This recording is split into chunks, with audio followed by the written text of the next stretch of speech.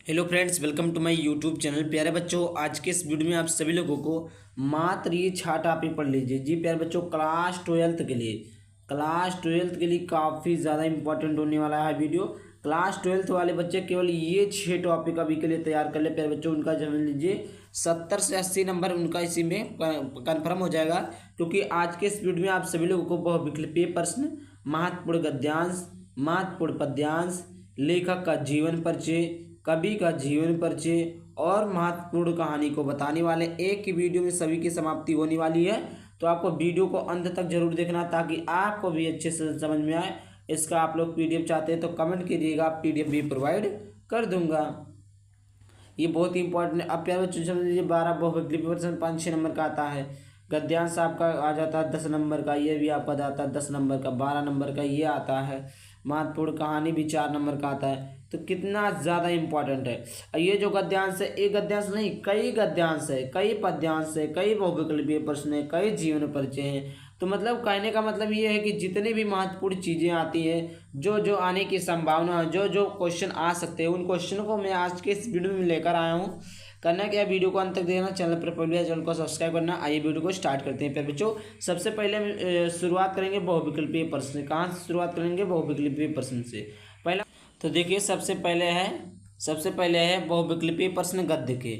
महत्वपूर्ण बहुविकल्पीय प्रश्न है गद्यांश के, फिर करेंगे हम पद्यांश के बहुविकल्पीय प्रश्न। पहला प्रश्न है कि डॉक्टर वासुदेव शरण अग्रवाल का निबंध संग्रह है। पहला मातृभूमि, दूसरा शेष स्मृतियाँ, तीसरा विचार प्रवाह, चौथा रस मीमांसा। तो इसका सही ऑप्शन हो जाएगा ऑप्शन नंबर ए, मातृभूमि। दूसरा क्वेश्चन देखिए, दूसरा है कि हिंदी प्रदीप के संपादक थे। हिंदी प्रदीप के संपादक है नहीं थे, कौन थे? प्रताप नारायण मिश्र, बालकृष्ण भट्ट, ठाकुर जगमोहन सिंह, राधा चरण गोस्वामी। तो इसका सही ऑप्शन हो जाएगा Balkrishna Bhatt. Option number B correct हो जाएगा। अगला देखिए तीसरा है आलोचनात्मक कीर्ति। कालिदास की लालित्य योजना के लेखक हैं। कौन है? हरिशंकर परसाई, दूसरा मोहन राकेश, तीसरा डॉक्टर हजारी प्रसाद द्विवेदी, चौथा आपका सुदर्शन। तो इसका ऑप्शन नंबर सी सही हो जाएगा, डॉक्टर हजारी प्रसाद द्विवेदी। चौथा क्वेश्चन देखिए, गद्यांश का चौथा, क्या भूलूं क्या याद करूं किस विधा की रचना है? पहला है आत्मकथा, दूसरा है जीवनी, तीसरा है संस्मरण, चौथा है रिपोर्टाज। तो इसका सही ऑप्शन हो जाएगा ऑप्शन नंबर ए, आत्मकथा। अगला क्वेश्चन देखिए, अगला क्वेश्चन है निम्नलिखित में से किस उपन्यास की रचना हरिशंकर परसाई द्वारा की गई है? तो पुनर्नवा है, निर्मला है, रानी नागफनी की कहानी है, सुखदा है। तो इसका ऑप्शन नंबर सी करेक्ट हो जाएगा, रानी नागफनी की कहानी। आगे देखते हैं। अब आ जाता महत्वपूर्ण बहुविकल्पीय प्रश्न पद्यांश का। ये आपका क्या स्टार्ट होता है? महत्वपूर्ण बहुविकल्पीय प्रश्न। ये पद्यांश का बहुविकल्पीय प्रश्न है, ध्यान से देखिएगा। एक एक पॉइंट को समझाने वाला हूँ प्यारे बच्चों, बस करना क्या, वीडियो को अंत तक देखें, चैनल को सब्सक्राइब जरूर कर लेना है। पहला है रीतिकाल की प्रमुख विशेषता नहीं है। अब देखिए आप लोग कंफ्यूज हो जाते हैं, पूछ लेगा विशेषता है, कभी पूछ लेगा नहीं है। तो है और नहीं पे गौर करिएगा। इसमें क्या पूछा है कि रीतिकाल की विशेषता नहीं है, तो कौन सी नहीं है? पहला प्रकृति चित्रण, दूसरा ईश्वर वंदना, तीसरा युद्धों का सजीव वर्णन, चौथा मुक्त काव्य रचना। तो इसका ऑप्शन नंबर बी सही हो जाएगा, ईश्वर वंदना। क्या सही हो जाएगा? ईश्वर वंदना। आगे बात करते हैं दूसरा है कि कौन सी रचना रामधारी सिंह दिनकर की नहीं है? कौन सी रचना रामधारी सिंह दिनकर की नहीं है? पहला है हुंकार, दूसरा है रसीम रथी, तीसरा चित्राधार और चौथा आपका है रेणुका। तो देखिए इसका ऑप्शन नंबर सी करेक्ट हो जाएगा, चित्राधार। क्या हो जाएगा? Option number is C correct, चित्राधार। आगे देखते हैं, आगे आपका है गा क्या है? यामा रचना। यामा किसकी रचना है? तो पहला है जयशंकर प्रसाद की, दूसरा है महादेवी वर्मा की, तीसरा है अज्ञे की, चौथा है सुमित्रानंदन पंत की। तो इसका ऑप्शन नंबर बी सही हो जाएगा, महादेवी वर्मा की। क्या सही हो जाएगा? महादेवी वर्मा की। आगे देखते हैं, आगे है चौथा है हिंदी साहित्य के आदिकाल के लिए चारण काल नाम दिया है। कौन? राहुल सांकृत्यायन ने, रामचंद्र शुक्ल ने, डॉक्टर राम कुमार वर्मा ने, डॉक्टर नागेंद्र ने। तो इसका ऑप्शन नंबर सी करेक्ट हो जाएगा, डॉक्टर राम कुमार वर्मा ने। अंगा अगला अगला क्वेश्चन है, हिंदी साहित्य के आदिकाल के लिए चारण काल नाम दिया है। राहुल संकृत्यान, रामचंद्र शुक्ल, डॉक्टर राम कुमार वर्मा ने, डॉक्टर नागेंद्र। डॉक्टर राम कुमार वर्मा ने, शायद डबल टाइप हो गया है, हाँ एक ही क्वेश्चन है। अब देखिए अगला अंगा क्वेश्चन दे गए पांचवा, किस कवि को ज्ञानपीठ पुरस्कार नहीं मिला? ज्ञानपीठ पुरस्कार किसको नहीं मिला? ज्ञान पुरस्कार पीठ किसको नहीं मिला? तो यहाँ पर देखिए रामधारी सिंह दिनकर है, महादेवी वर्मा, सुमित्रा नंदन पंत। तो जयशंकर प्रसाद को ज्ञानपीठ पुरस्कार नहीं मिला था, और तीनों को क्या था, मिला था ज्ञानपीठ पुरस्कार। आगे बात करते हैं महत्वपूर्ण पद्यांश। आगे क्या है आपका महत्वपूर्ण पद्यांश। एक एक टॉपिक काफ़ी ज़्यादा इंपॉर्टेंट है बच्चों, ध्यान से और अच्छे से पढ़िएगा। क्या आता है महत्वपूर्ण पद्यांश, सॉरी क्या है महत्वपूर्ण गद्यांश, आपसे लिखो क्या है महत्वपूर्ण गद्यांश। ठीक, दूसरा क्या है महत्वपूर्ण गद्यांश है। अब देखिए महत्वपूर्ण गद्यांश, जन का प्रवाह अनंत होता है, शास्त्रों वर्षों से भूमि के साथ राष्ट्रीय जन। अब वैसे आपको पता चल गया होगा किससे, राष्ट्र के स्वरूप से है, किस अध्याय से, राष्ट्र के स्वरूप से। और राष्ट्र के स्वरूप के जो लेखक हैं और जो कवि हैं, देखिए आप लोग इसको पढ़ लीजिएगा, एक बार समझने की हो सकता है, और इसमें कुछ है नहीं। अभी नीचे हम इसका आंसर समझाते हैं। देखिए यहाँ पर आप जैसे लिखा प्रश्नोत्तर संख्या आप डालेंगे, प्रश्नोत्तर संख्या पेपर में क्या डालेंगे, 2 रहेगा 2 डालेंगे, 3 रहेगा 3 डालेंगे, जो भी मतलब आपका प्रश्नोत्तर संख्या रहेगा इसके सामने आप लिख देंगे। अब जन का प्रवाह करना होता है। अब देखिए यहाँ पर ये क्या लिखा, आप लोगों को समझने की आवश्यकता है।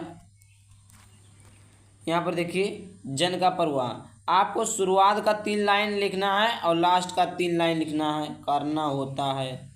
ये आपको 3 शब्द लिखना है, 3 शब्द। जैसे आपने क्या लिखा है यहाँ पर, जन का प्रवाह, जन का प्रवाह लिख देंगे आप, dot dot dot dot dot dot, last का 3 शब्द करना होता है, यहाँ पर लिख देंगे करना होता है। पूरे क्वेश्चन को कॉपी में उतारने की आवश्यकता बिल्कुल भी नहीं है। अब देखिए जन का प्रवाह किस तरह होता है, ये क्वेश्चन है। तो जन का प्रवाह अनंत होता है। जन का प्रवाह किस तरह होता है, तो जन का प्रवाह क्या होता है, अनंत होता है। प्यारे बच्चों क्या होता है, अनंत होता है। ये रहा आपका पहला क्वेश्चन। दूसरा देखिए यहाँ पर दूसरा दिया, दिए गए गद्यांश का शीर्षक एवं लेखक का नाम उल्लेख कीजिए। तो अभी मैंने क्या बताया, राष्ट्रीय स्वरूप का है, राष्ट्र के स्वरूप का है। यहाँ पर देखिए प्रस्तुत गद्यांश के पाठ के शीर्षक जो है राष्ट्र का स्वरूप है, और इसके लेखक का नाम वासुदेव अग्रवाल है। आई होप आपको समझ में आ गया होगा, एकदम क्लियर हो गया होगा। क्या आपको चाहे आपका लेखक का नाम पहले लिख दे और उसके बाद पाठ का शीर्षक का नाम, पाठ का शीर्षक बाद में लिखे, कोई भी लिखे, मतलब दोनों लिखा होना चाहिए। तो यहाँ पर देखिए कितने अच्छे तरीके से लिखा हुआ है कि प्रस्तुत गद्यांश के पाठ का शीर्षक राष्ट्र का स्वरूप है और इसके लेखक वासुदेव शरण अग्रवाल जी हैं। अगला क्वेश्चन तीसरा पूछा, रेखांकित अंश की व्याख्या। तो रेखांकित अंश की व्याख्या के हमने वीडियो डाल दिया कि किस प्रकार रेखांकित अंश की व्याख्या करते हैं, आप लोग देख लीजिएगा। हालांकि यहाँ पर रेखांकित अंश की व्याख्या लिखी हुई है। आई होप आपको समझ में आ रहा होगा। आगे बात करते हैं, अगला क्वेश्चन देखिए इसी गद्यांश का, कि सूर्य की रश्मियों का क्या प्रभाव पड़ता है। सूर्य की रश्मियों का क्या प्रभाव पड़ता है, तो सूर्य की रश्मियों के प्रभाव से राष्ट्रीय जन का जीवन भी अमर है। आगे देखते हैं, अगला क्वेश्चन पूछा इसी में कि घाटों का निर्माण का आशय स्पष्ट कीजिए।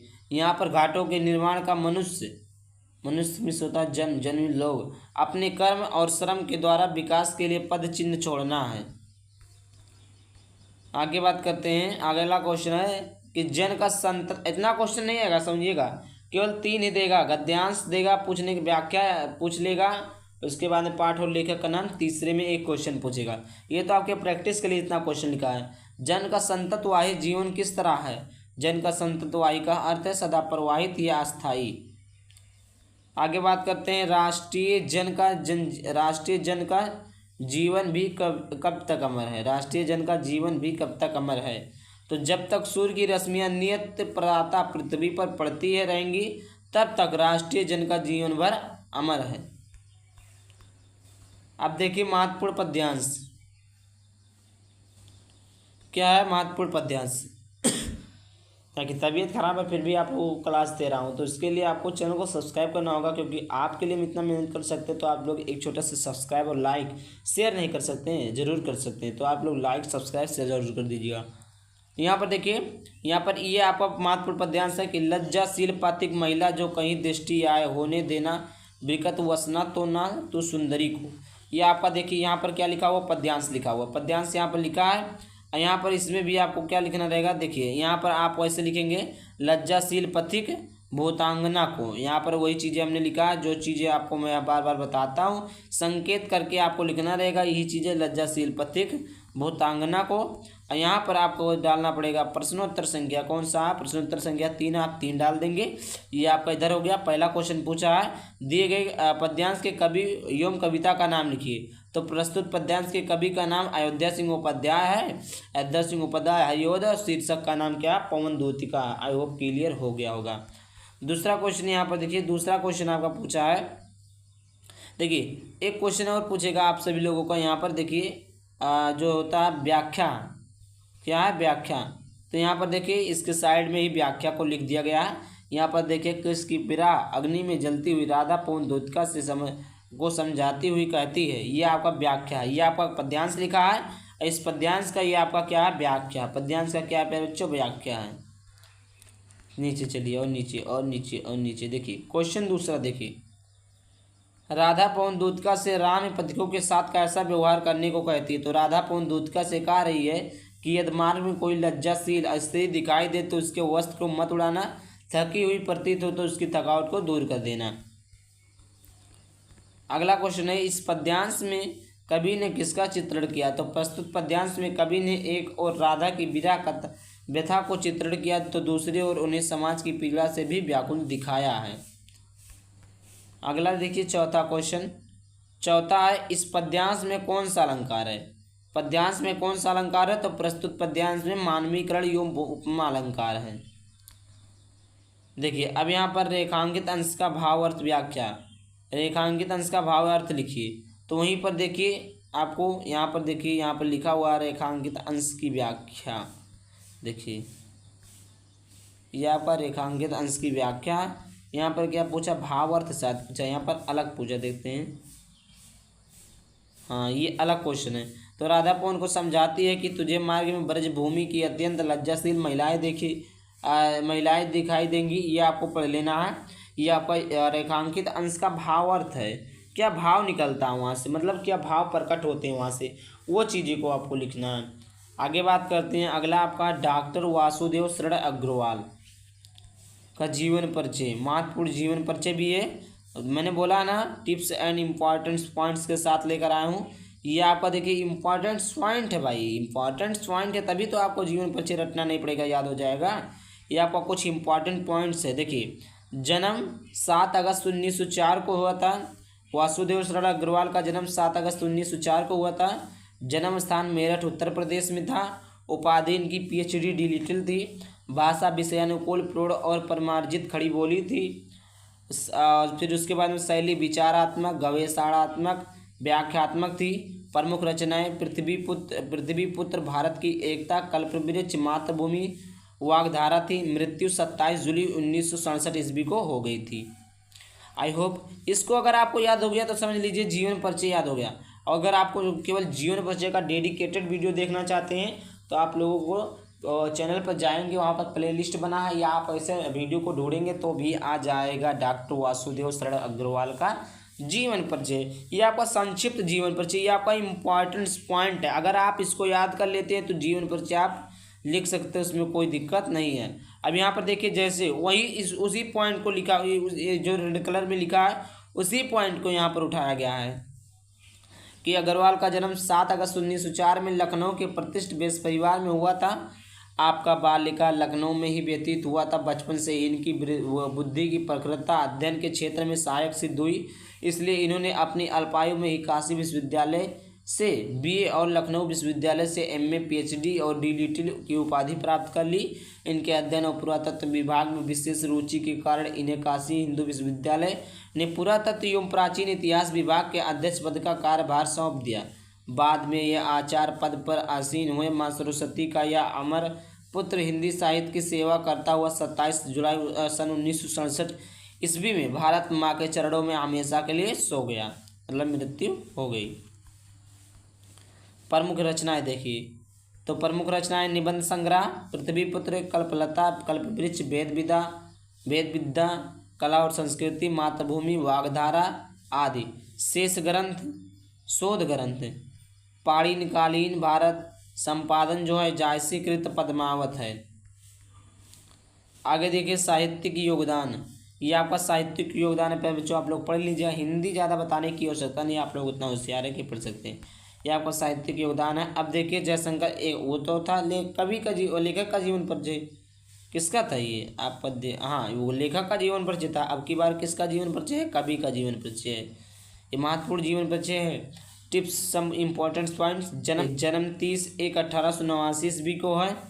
उसके बाद में जन्म स्थान काशी है। पिता का नाम देवी प्रसाद। लेखन विधा काव्य, नाटक, उपन्यास, निबंध है।